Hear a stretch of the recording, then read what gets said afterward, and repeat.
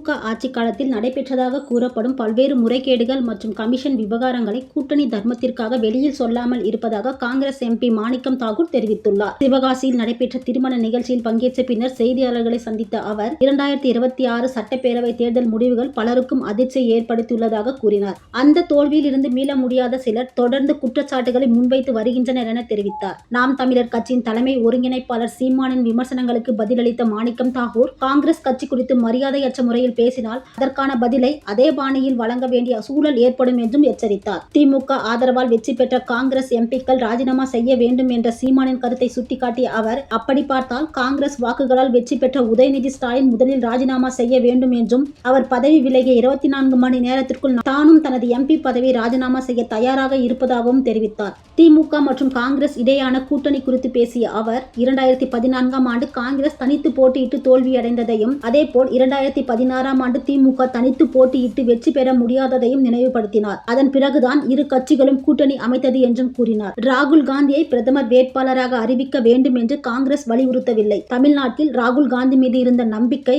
மற்றும் மரியாதையை தேர்தல் ஆதரவாக மாற்றும் நோக்கில்தான் அப்போதைய திமுக தலைவர் மு.க. ஸ்டாலின் அந்த நிலைப்பாட்டை எடுத்ததாகவும் அவர் தெரிவித்தார். திமுகவின் தற்போதைய நிலைப்பாடுகள் குறித்து விமர்சித்த மாணிக்கம் தாகூர், கருணாநிதி மறைவுக்கு பிறகு திமுக எந்த திசையில் செல்கிறது என்பது குறித்து கேள்விகள் எழுந்துள்ளதாகவும், தேர்தலுக்கு பிந்தைய அரசியல் நிகழ்வுகளில் திமுக எடுத்த முடிவுகள் கூட்டணி உறவுகளில் பாதிப்பை ஏற்படுத்தியுள்ளதாகவும் குற்றம் சாட்டினார். உதயநிதி ஸ்டாலின் தலைமை விமர்சித்த அவர், திமுகவின் எதிர்கால அரசியல் பயணத்தில் கடுமையான சவால்கள் உருவாகக்கூடும். திமுகவால் காங்கிரசின் சட்டப்பேரவை பிரதிநிதித்துவம் குறைந்து விட்டதாகவும் அவர் குறிப்பிட்டார். அதே நேரத்தில் முதல்வர் விஜய் மற்றும் ராகுல் காந்தி இடையேயான நல்லுறவு அனைவருக்கும் தெரிந்த ஒன்றாகும் என்றும், தமிழக வெற்றி கழகத்துடன் காங்கிரசின் கூட்டணி தொடரும் என்றும் மாணிக்கம் தாகூர் தெரிவித்தார். திமுக ஆட்சி காலத்தில் நெடுஞ்சாலைத்துறை, நகர்ப்புற வளர்ச்சித்துறை மற்றும் பத்திரப்பதிவு உள்ளிட்ட பல்வேறு துறைகளில் கமிஷன் நடைமுறைகள் இருந்ததாகவும் குற்றம் சாட்டிய அவர், தற்போது அவை குறைக்கப்பட்டுள்ளதாக கூறினார். கூட்டணி தர்மம் காரணமாக நாங்கள் நேரடியாக இந்த விவகாரங்களை வெளியில் பேசவில்லை என்றும் தெரிவித்தார். அண்ணாமலையின் புதிய கட்சி RSS அமைப்பின் மாற்று அரசியல் திட்டமாக இருக்கலாம் என்ற சந்தேகத்தை முன்வைத்த அவர், புதிய முகமூடியுடன் அரசியலுக்கு வந்துள்ள அண்ணாமலைக்கு வாழ்த்துக்கள் என்று பாஜக மற்றும் அண்ணாமலையின் புதிய அரசியல் முயற்சி குறித்து தன்னுடைய கருத்தை தெரிவித்தார்.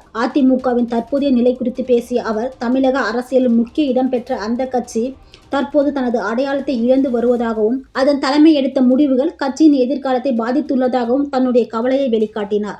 மேலும் தமிழக அரசின் நிர்வாகத்தில் ஏற்பட்டுள்ள குறைபாடுகளை சரி செய்ய சிறிது கால அவகாசம் தேவைப்படுவதாகவும், தேசிய அரசியலில் பாஜக எதிர்ப்பு சக்திகள் ஒன்றிணைந்து செயல்பட வேண்டிய அவசியம் இருப்பதாகவும் அவர் தெரிவித்தார். நாடாளுமன்ற அரசியலில் பாஜக கூட்டணி, இந்தியா கூட்டணி மற்றும் பாஜகவுக்கு மறைமுக ஆதரவு வழங்கும் கட்சிகள் என தற்போது 3 அணிகள் செயல்பட்டு வருவதாக மாணிக்கம் தாகூர் கூறினார்.